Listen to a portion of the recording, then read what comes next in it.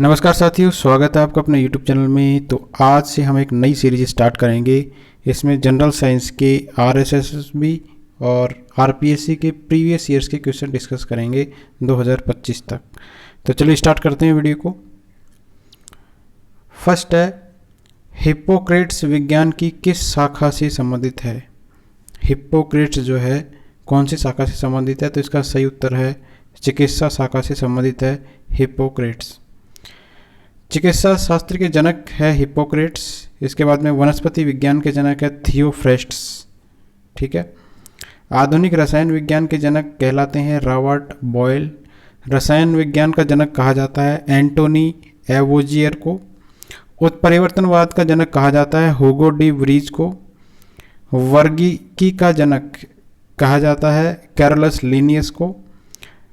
जीवाश्मिकी का जनक कहा जाता है लियोनार्डो दा विंसी को। आनुवंशिकी का जनक कहा जाता है ग्रिगोर जोहन मेंडल को। प्रतिरक्षा विज्ञान के जनक कहलाते हैं एडवर्ड जेनर। कवक विज्ञान के जनक कहलाते हैं माई केली। और जीव विज्ञान और जंतु विज्ञान के जनक कहलाते हैं अरस्तु।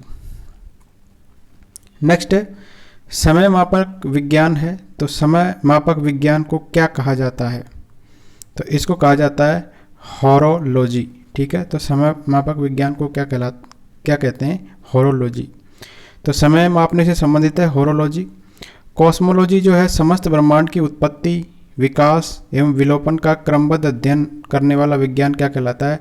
कॉस्मोलॉजी। कॉस्मोस से स्पष्ट है, कॉस्मोस का अर्थ होता है ब्रह्मांड। तो ब्रह्मांड की उत्पत्ति, विकास और विलोपन का जो क्रमबद्ध अध्ययन है करने वाला विज्ञान है वो क्या कहलाता है? कॉस्मोलॉजी कहलाता है। नेक्स्ट है ट्रोमोग्राफी। तो मानव शरीर की जो आंतरिक संरचना होती है उसके अवलोकन को जैसे किसके द्वारा अवलोकन किया जाता है? ये किया जाता है विकिरण समस्थानिक और रेडियो आइसोटोप के माध्यम से।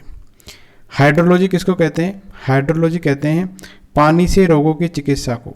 ठीक है। तो हाइड्रो मतलब पानी, तो पानी से जो रोगों की चिकित्सा की जाती है उसको क्या कहते हैं? हाइड्रोलॉजी। टोमोग्राफी शरीर का आंतरिक अध्ययन। कॉस्मोलॉजी ब्रह्मांड की उत्पत्ति। और हमारा क्वेश्चन था हॉरोलॉजी, ये समय मापने से संबंधित विज्ञान है। नेक्स्ट है, एपीकल्चर एक वैज्ञानिक विधि है जो किसके उत्पादन से संबंधित है? तो एपीकल्चर ये कॉमन क्वेश्चन है, तो ये शहद के उत्पादन से संबंधित है।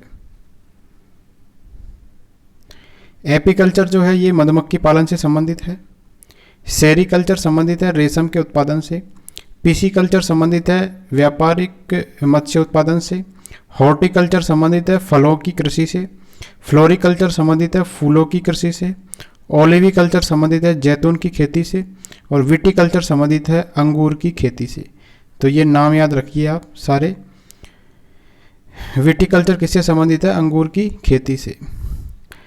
पिसीकल्चर किसका पालन और उत्पादन करता है? तो हमने ऊपर पढ़ा है पिसी यानी फिश, तो मछलियों के उत्पादन से संबंधित है पिसीकल्चर।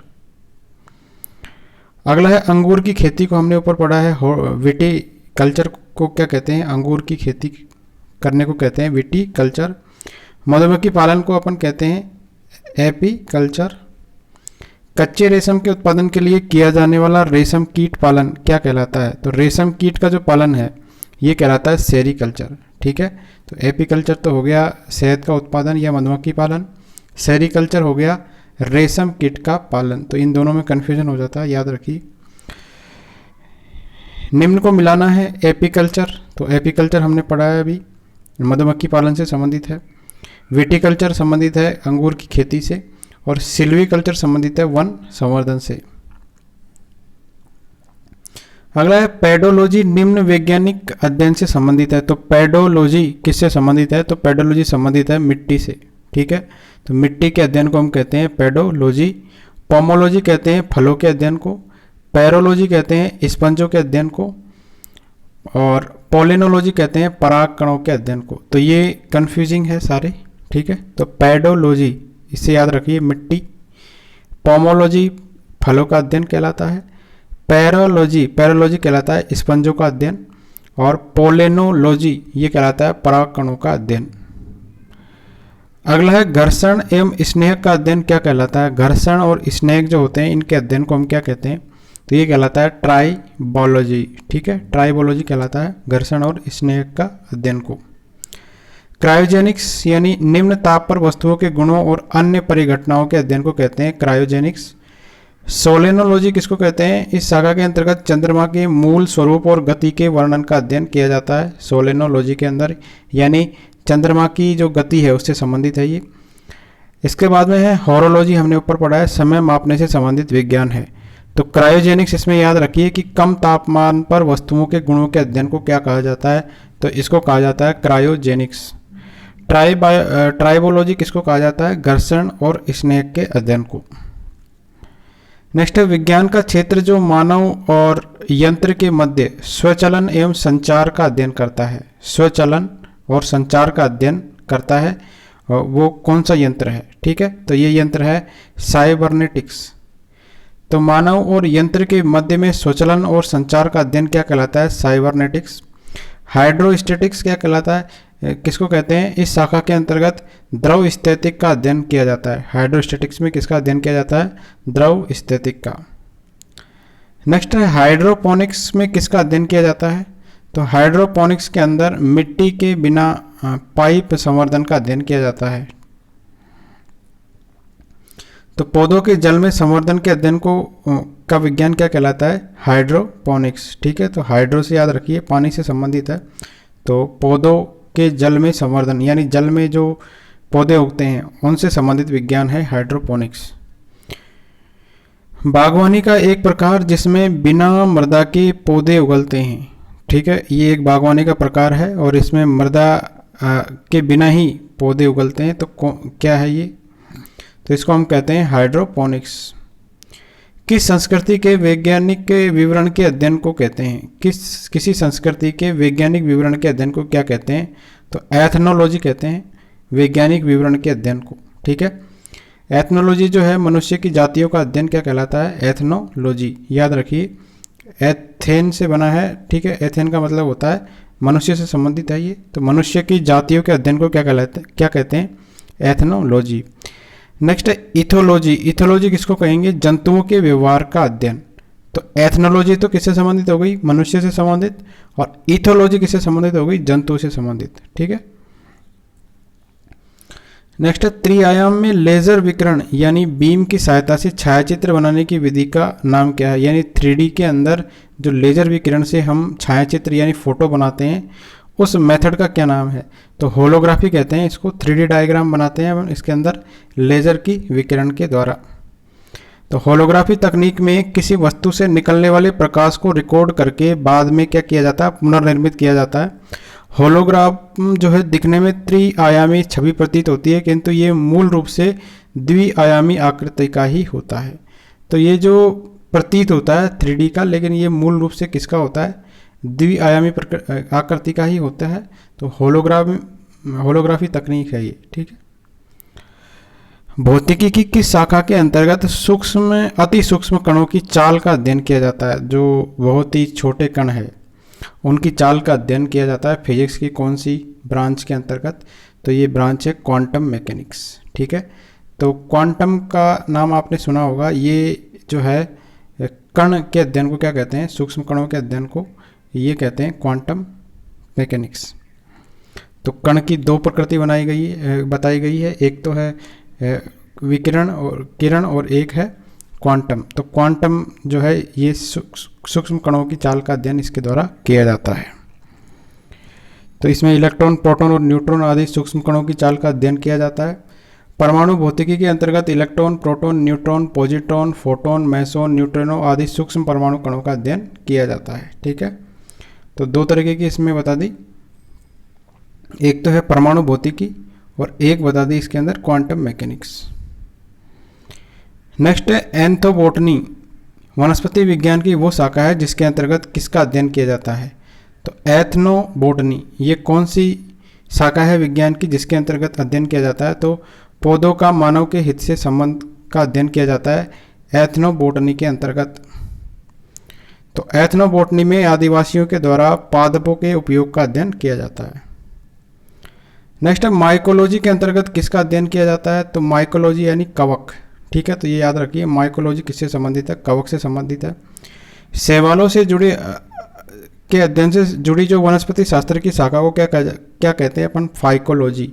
तो माइकोलॉजी तो कहते हैं कवक का अध्ययन किया जाता है इसके अंतर्गत, और शैवालों के अध्ययन को क्या कहते हैं? फाइकोलॉजी। नेक्स्ट है विज्ञान, जिसमें पशु मानव शारीरिक संरचना का विच्छेदन के द्वारा सीखा जाता है, यानी उसको विच्छेदित करके जो है हम लर्निंग करते हैं। ठीक है, विज्ञान ऐसा साइंस जिसके अंदर पशु या मानव के शरीर को विच्छेदित करके हम लर्निंग यानी लर्न करते हैं, सीखा जाता है, तो उसको कहते हैं एनाटॉमी। तो एनाटॉमी जो है जीवधारियों की आंतरिक संरचना का अध्ययन कहलाता है। ऑस्टियोलॉजी किसको कहते हैं? कंकाल तंत्र के अध्ययन को कहते हैं ऑस्टियोलॉजी। ठीक है, तो ऑस्टियो से याद रखिए, ऑस्टियोलॉजी कंकाल तंत्र के अध्ययन को कहते हैं। हीमेटोलॉजी यानी रुधिर और रुधिर रोगों का अध्ययन क्या कहलाता है? हीमोटोलॉजी। तो ये दोनों याद रखिए। ऑस्टियोलॉजी यानी ऑस्टियोपोरोसिस आपने सुना होगा, तो ऑस्टियोलॉजी भी किससे संबंधित है? हड्डियों से संबंधित है। तो कंकाल तंत्र के अध्ययन को हम कहते हैं ऑस्टियोलॉजी, और हीमोटोलॉजी कहते हैं रुधिर यानी ब्लड के अध्ययन को। जैविक जगत में होने वाले कार्य, गुण एवं पद्धति का अध्ययन करके इस विज्ञान को मशीनी जगत में उपयोग करने को क्या कहते हैं? तो जैविकी जगत के अंदर जो कार्य हो रहे हैं, गुण हो रहे हैं, पद्धति का अध्ययन करके मशीनी जगत में उपयोग करने को क्या कहते हैं? बायोनिक्स। तो प्रकृति में पाई जाने वाली प्रणालियों एवं जैव वैज्ञानिक विधियों का अध्ययन करके और इसका उपयोग करके इंजीनियरिंग तंत्रों की डिजाइन करना बायोनिकी या बायोनिक्स कहलाता है। जंतुओं के तंत्रिका तंत्र का अध्ययन क्या कहलाता है? बायोनोमिक्स कहलाता है। क्रोनोलॉजी किसका अध्ययन है? तो क्रोनोलॉजी जो है समय की अवधि के अध्ययन को हम कहते हैं क्रोनोलॉजी। फलों के अध्ययन को कहते हैं क्या? पोमोलॉजी। नेक्स्ट है ऑस्टियोलॉजी, हमने ऊपर पढ़ा है। ऑस्टियोलॉजी हड्डियों के अध्ययन को हम कहते हैं। क्रायोजेनिक किससे संबंधित विज्ञान है? तो क्रायोजेनिक्स यानी निम्न तापमान पर जो वस्तु रहती है उसके गुणों के अध्ययन को हम कहते हैं क्रायोजेनिक। ये हमने ऊपर पढ़ा है। अब ये निम्न तापमान कितना होता है? अति निम्न तापमान होता है 0 डिग्री सेंटीग्रेड से लेके 150 डिग्री सेंटीग्रेड, इसको अपन क्रायोजेनिक टेम्परेचर कहते हैं। अति निम्न तापमान पर प्रणोदक ईंधन का उपयोग करने वाले इंजन को क्रायोजेनिक इंजन कहते हैं।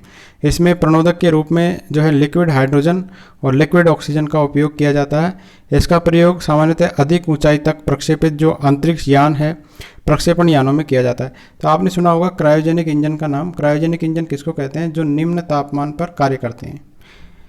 नेक्स्ट है ओडोंटोलॉजी, विज्ञान की एक शाखा है। इसका संबंध किसके अध्ययन से है?